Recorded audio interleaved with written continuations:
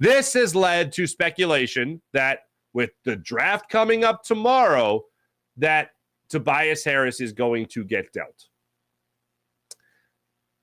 I don't know who's giving you a first-round pick for Tobias Harris. I don't know who's giving you a second. I mean, you could probably get a second-round pick, but I don't know who's willing to trade for Tobias Harris right now.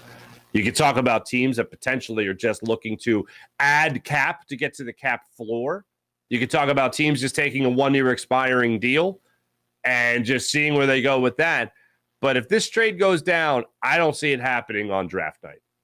I know a lot of people are talking about it. A lot of people are speculating about it. There's a lot of speculation out there and not a lot of reports. But I just still think, yes, his deal is still easier to move on from than it ever has been, considering it is just 1 year left on his deal. But that doesn't mean that it's easy. It's never been easier to move it. That doesn't necessarily mean that it's easy to move it. Even if the Sixers are really trying to move Tobias Harris, and they can alleviate themselves some cap and some money and save in that regard, they're still going to have to trade for money in return. So I don't know where the benefit is of trying to move him right now. I see Tobias Harris potentially being a change at the deadline, maybe a change a month or two into the season. For instance, before the Sixers traded for Tobias Harris, the year he came here at the deadline, if you remember, early that season, they traded for Jimmy Butler. That wasn't a deadline move. That was early in the season. I could see a move like that happening with Tobias Harris that way, and I would even prefer that because then you would kind of know what you're running with Nick Nurse. You would know how Tobias Harris fits into that scheme.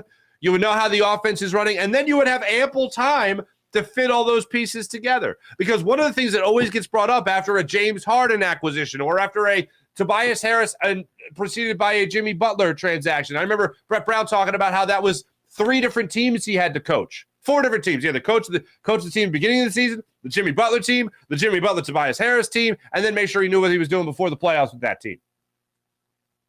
So you look at it like that, it could be difficult to try to organize that talent. I don't think that talent gets done. I don't think that talent gets dealt tomorrow night. I don't think it gets dealt ahead of the NBA draft. I don't think it happens today. I don't think it happens tomorrow. So I know there's a lot of conversation out there about whether or not the Sixers are going to have Tobias Harris on the opening day roster. And he might not be there by then, but I don't think it happens tonight. When it comes to Tobias Harris getting dealt, I see it in the first 2 months of the season. I see it before the trade deadline, when you already have an opportunity to evaluate what you have and how you're using what you have, how you're organizing what you have. So I know a lot of headlines are out there. I know a lot of people are speculating, but as of right now, I expect him to be in the starting 5 going into the season. I know Austin Krell told us differently yesterday. I still believe it. I'm just trying to go with my gut here. It doesn't make sense to me. I'd like to see the Sixers move on from him, but I don't know what they're going to get in return. And trade money to trade money. It also benefits the Sixers, the fact that he's on a 1 year, the final year of his 1 year deal. Or excuse me, the final year of his kind of 4 year deal.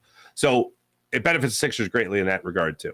And maybe it'll give them a little bit more flexibility going into the season. But I just don't see it going down the way a lot of people are speculating it to go down.